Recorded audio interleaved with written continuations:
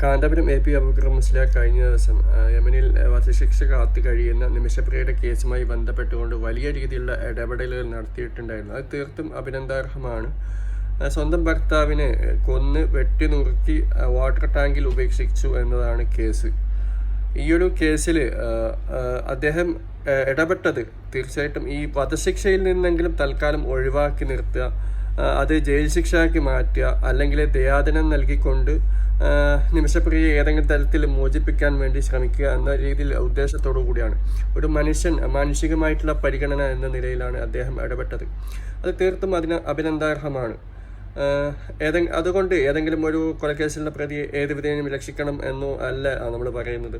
ഒരു വധശിക്ഷയിൽ നിന്നും ഒഴിവാക്കി കൊടുക്കുക എന്നുള്ള ഒരു ഉദ്ദേശത്തിലാണ്, മാനസിക പരിഗണനയുടെ പേരിലാണ് അദ്ദേഹം ഇടപെട്ടത്. പക്ഷേ കേരളത്തിലെ മീഡിയകൾ വലിയ രീതിയിൽ ഇത് ചർച്ചയാക്കുകയും, അതായത് തലാലി മോശക്കാരനാണ്, അല്ലെങ്കിൽ തലാലിൻ്റെ കുടുംബം മോശക്കാരനാണ്, തലാല് അദ്ദേഹത്തിൻ്റെ ഭാര്യ ഉപദ്രവിച്ചു എന്നുള്ള പല ന്യായീകരണങ്ങളും പറഞ്ഞുകൊണ്ട് ചാനൽ ചർച്ചകൾ കൊഴുപ്പിക്കുമ്പോൾ, അല്ലെങ്കിൽ യമനിലുള്ള തലാലിൻ്റെ സഹോദരനെ നേരിട്ട് ഫേസ്ബുക്ക് വഴിയൊക്കെ കോണ്ടാക്ട് ചെയ്തുകൊണ്ട് അവരുമായിട്ട് സംസാരിച്ച് കേരളത്തിനകത്ത് നിന്നുകൊണ്ട് തന്നെ ഈ ഒരു വിഷയത്തിൽ നല്ല രീതിയിൽ ചില ആളുകൾ ചില കോണുകളിൽ നിന്ന് കുത്തിത്തിരിപ്പ് ഉണ്ടാക്കുന്നുണ്ട്. അതായത് അവിടെയുള്ള സഹോദരനെ ഇത് നോക്കൂ, നിങ്ങൾ കേരളത്തിലെ ചർച്ച നോക്കൂ, നിങ്ങളുടെ കുടുംബത്തെ അപമാനിക്കുന്നു, നിങ്ങളുടെ രാജ്യത്തെ അപമാനിക്കുന്നു, നിങ്ങളുടെ പരമാധികാരത്തെ ഇവിടെ അപമാനിക്കുകയാണ്, നിങ്ങളുടെ നിയമത്തെ ഇവിടെ ചെറുതാക്കി കാണിക്കുകയാണ്, നിങ്ങളുടെ സഹോദരൻ കുറ്റവാളി എന്ന രീതിയിൽ എന്നാണ് ഇവിടുത്തെ ചാനലുകൾ പറയുന്നത്. ഈ രീതിയിൽ അവരുടെ കുടുംബത്തെ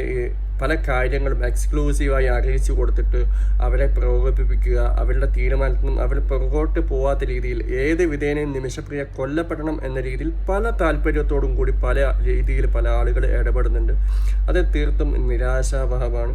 ഏതെങ്കിലും തരത്തിൽ ആ സഹോദരി വധശിക്ഷയിൽ നിന്നെങ്കിലും ഒന്ന് ഒഴിവാക്കി കിട്ടിയിരുന്നെങ്കിൽ പിന്നീട് ജയിൽ ശിക്ഷ ആണെങ്കിലും കുഴപ്പമില്ല.